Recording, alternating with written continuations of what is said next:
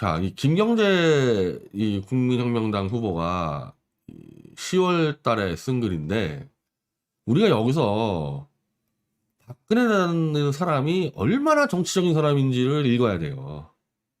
너무 정치인답지 않다 보니까 자꾸 잊어버리고 아무 말도 안 하니까 감옥에서 저 황장수 같은 자는 바보 멍청이라고 막말을 퍼붓는데, 제가 아마 10억에서 여러 번 얘기했지만 박 대통령은 25살 때부터 버스트 레이디를 할 때부터 정치인이었고, 지금까지 정치인 말고 다른 직업을 가진 적이 없었고, 선거에서 져본 적이 없는 프로 중에 프로 정치인이거든요.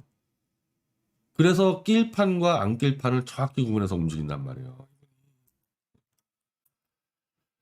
총선 때 움직였다는 이 근거들을 김경재 후보가 제시하죠. 물론 저도 알아요. 왜? 저도 같이 움직였기 때문에 그 당시에 전광훈, 김경재, 저 뭐 홍문종, 그리고 유영하 변호사. 자, 유영하 변호사를 그 당시 정무적으로 활용한 건 맞습니다. 다만 박 대통령이 유영하를 100% 신뢰하진 않아요. 정치할 때 이용해 먹는 거죠. 저도 100% 신뢰하지 않는 사람 같이 일하는 경우 수두룩해요. 그러니까 이 또 박 대통령 음해하는 세력이 유영하한테 휘둘리는 거 아니야? 그거 웃기는 얘기예요. 유영하는 이런 이 정치판 이런 거 할 때 활용하는 사람이고, 박 대통령 또 소통하는 사람 따로 있다는 건데, 그 당시금 박 대통령이 어떻게 움직였는지를 이제 김경재 후보가 잘 설명해 놨단 말입니다. 자, 물론 이제 김경재 후보는 이 국민혁명당 쪽 입장이니까 전광훈 목사가 어떻게 움직였는지를 지금 이제 먼저 그렇게 설명하는 거예요. 총선 당시 전광훈 목사는 우공당은 물론 홍문종 대표의 친박신당, 그리고 감옥에 계신 박근혜 대통령까지 다 손을 잡고 명실상부한 태극기 통합정당을 구성하고 있었다. 자, 이거 사실입니까? 아닙니까? 이거 사실입니다. 우리가 만민공동회 할 때 이 정광훈 목사 저쪽에서 집회하면 우리가 이쪽에서 만민공동회 했잖아요. 그럼 우리가 이제 김성철 앞세워가지고 정광훈 목사한테 우리가 요구한 게 뭡니까? 탄핵무효하라고. 딴 거 하는 거 다 좋은데 탄핵무효 같이 해야지만 전광훈 목사가 꿈꾸는 게 이루어진다. 우리 계속 그 얘기를 했잖아요. 그러는 과정에서 저하고 몇 번의 통화를 했고요. 정광훈 목사가 총선 가는 과정에서 몇 번의 통화를 하는 과정에서 정광훈 목사가 구속이 됐어요. 구속이 되면서 완전히 입장이 구속되기 전하고 바뀌었어요. 아, 이거 박근혜 대통령 손 안 잡으면 큰일 나겠구나, 이거. 그래서 정광훈 목사가 구속될 때 박근혜 만세 부르고 구속된 거 아닙니까? 박근혜 석방하라 그러고. 그래서 감옥에 들어가서 이제 바로 이런 지시를 내린 거예요. 이 정광훈 목사가. 친박신당, 우공당, 그리고 박 대통령 이거 다 합쳐가지고 태극기 대통합신당 만든다. 그래서 그거를 뛴 사람이 누구냐? 그 메시지를 갖고 뛴 사람이 그 김경재 후보. 저는 홍문종 신당 쪽에서 뛰고 있었고요. 자, 근데 그러면 이 정광훈 목사가 태극기 통합정당을 추진할 때 박 대통령은 어떻게 했냐?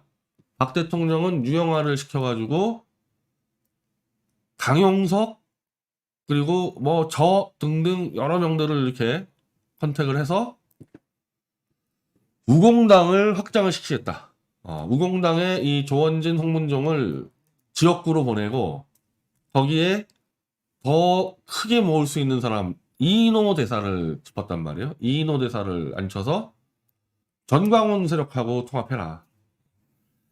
나는 박근혜 대통령이 왜 전광훈에 대한 이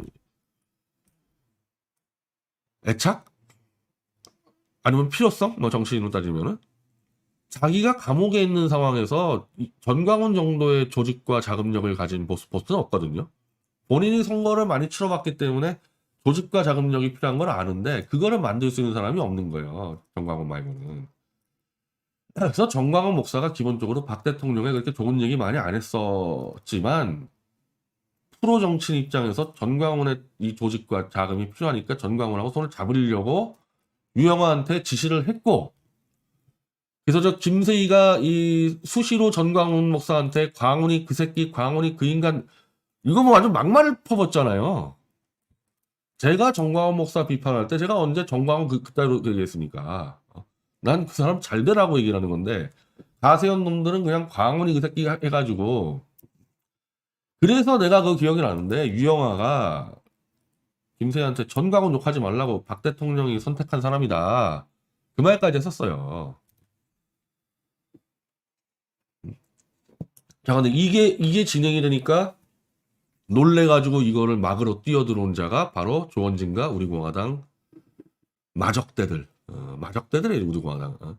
조원진과 우공당이 박근혜 정광훈 이거 이어지면 큰일 난다. 이러면 이거는 박 대통령이 정치적 제기가 되고 우공당은 다 뺏긴다 그래가지고 가장 멍청한 김문수를 속여서 김문수를 확 끌어내니까 정광모산 감옥에 있죠.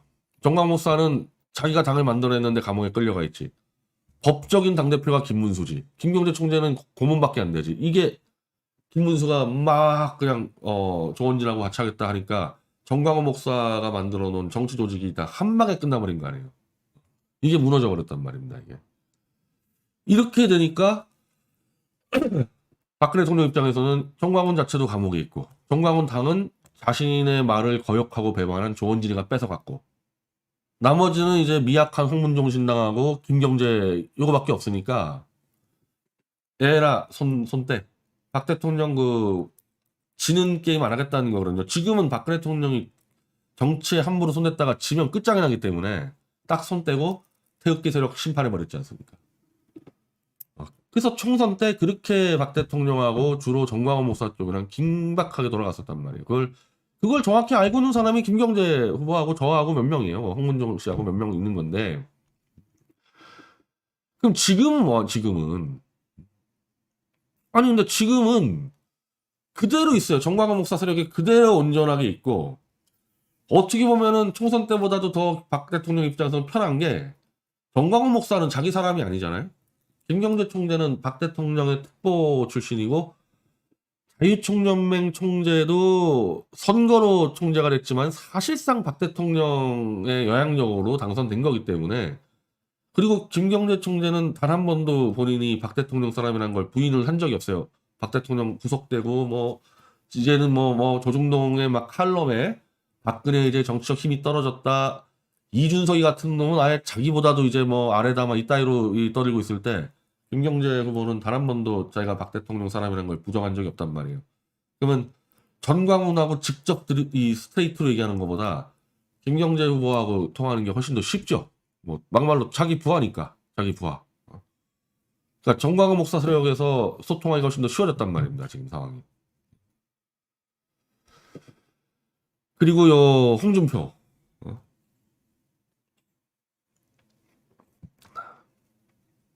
일요일 청년의 꿈 공개 마음이 홀가분해져. 오늘 차명진 의원이 전화 와서 뭐 여러 가지 좀 얘기를 했었는데 이게 뭐 되겠어요? 내가 차명진 의원한테 얘기했지만 이게 되겠어요 이게? 아니 홍준표가 뭐 언제부터 청년의 그 대명사라고 지금 지금 대한민국 청년들이 급격히 보수화되는 것은 일본 대만이 주도하는 동아시아의 보수화 반중화 영향이거든요. 홍준표든 뭐든 누구든 지금 이 보수 세력 근데 이게 보수라는 게 예전에 그 보수가 아니고 지금 대만이나 일본도 마찬가지인데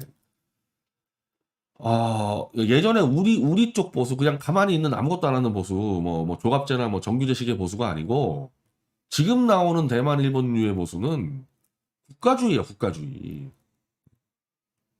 엄밀히 말하면은 100년 전에 일본의 국가팽창주의랑 지금 맞물려 가고 있는데 왜냐하면 그 당시 일본이 국가팽창주의가 된 게 사실은 이 러시아의 이 남하가 워낙에 영향을 많이 미쳤어요. 우리가 먼저 크지 않으면 러시아한테 잡힌다 이래가지고 근데 지금은 중공이야 중공. 중공이 밀고 들어오니까 우리가 힘을 기르지 않으면 중공한테 먹힌다 그러니까 이게 20, 30대들이 일본하고 대만이 국가팽창주의에 이제 열렬히 지지를 하는 거예요. 그래가지고 지금 대만에서 차이 의원이 늘 20, 30대에서 압도적인 지지 받는 거고 일본이 아베가 20, 30대 지지 받는 건데 거기를 지금 따라가는 거야. 한국 20, 30대가 이제 뒤늦게. 그 점으로 따지면 홍준표 따위 가지고 택도 없어요. 홍준표 따위 가지고는. 최소한 대만의 차이 의원이나 일본의 아베 정도로 국위구선주의 혹은 국가팽창주의 혹은 뭐 문화적으로 얘기하면은 스트롱맨 뭐 이런 정도의 이미지를 갖고 와야죠. 홍준표 돼지 발정제 가지고 뭘 잡습니까? 잡기는.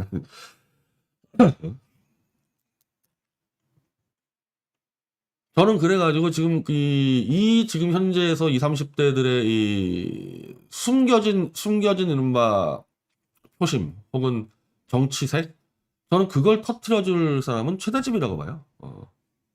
가장 적합해요, 최대집이. 나중에 보면 알겠지만 뭐 1, 2월 달 정도에 그 최대집이 폭발할 겁니다, 30대에서. 이거는 지금 홍준표 씨가 하는 거는 휴식, 취미생활 정도로 전 보고 있는데, 다만 지금 홍준표 씨가 워낙 잘한 거는 경선 끝나자마자 윤석열, 이재명이 감옥 간다 그러고 손 털고 나와버린 거예요. 어마어마한 이 돈을 땄어요. 그거 한 방으로. 어리버리 하면서 뭐 경선 승복하고 뭐 윤석열의 선거를 돕겠다 이랬으면 홍준표 끝나는 거거든요.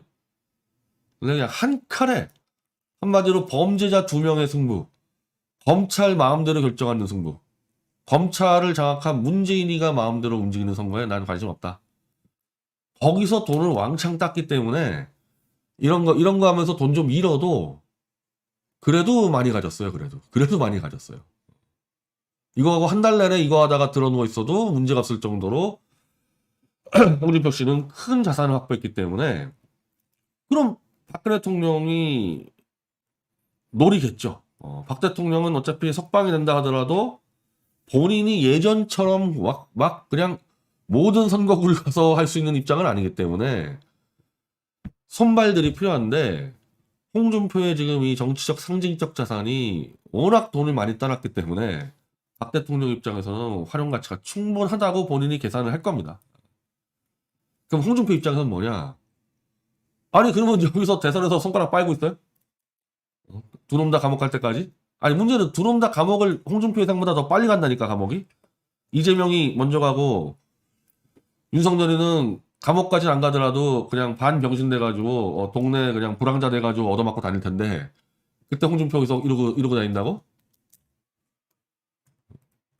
홍준표는 판짤 기회가 왔죠. 이번에 절박했을 텐데 홍준표는 야 이거 더무살이 하면 안 되는구나. 내 정당 하나 만들어야 되겠구나 이거. 그 생각 안 했겠습니까?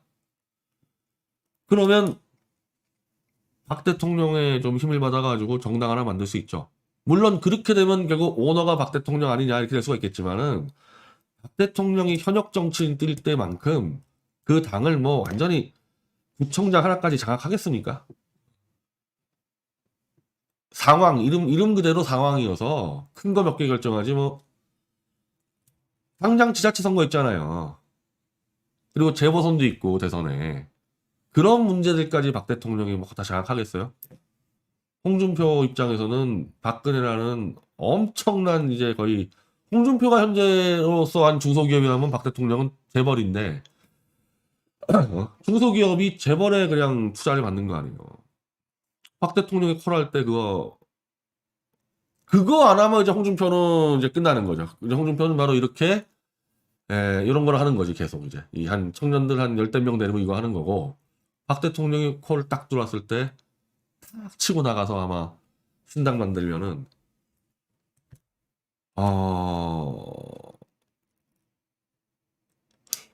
거의 뭐 이 전두환 시절 때 그 신민당, 진짜 야당 신민당, 지금이 인민당이 야당이 아니잖아요.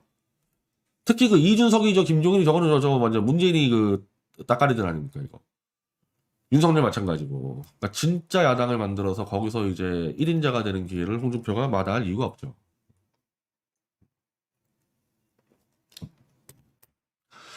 국민혁명당은 정광훈 목사가 오너인 당 아니에요. 그리고 기독당이잖아요, 어쨌든. 저는 그건 그대로 가고 박 대통령하고 홍준표하고 당을 하나 새롭게 만들 거라고 봅니다. 근데 홍준표가 대선에 못 나가니까 대선에 나갈 수 있는 사람은 김경재 후보하고 최대집 후보 아니에요.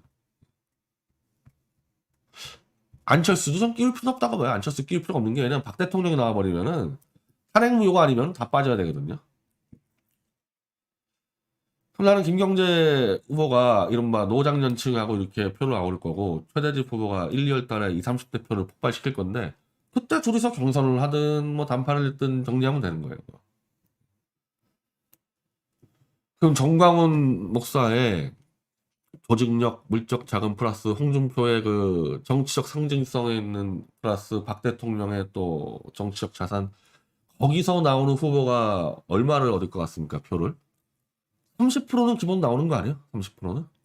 저쪽에서 뭐 이재명이가 억중 출마하고 뭐 김동연이가 나와서 난 김동연이 꽤 많이 얻을 거라고 보는데 그거와 관계없이 30% 얻을 거 아닙니까? 그럼 윤석열이 표 어디서 씁니까?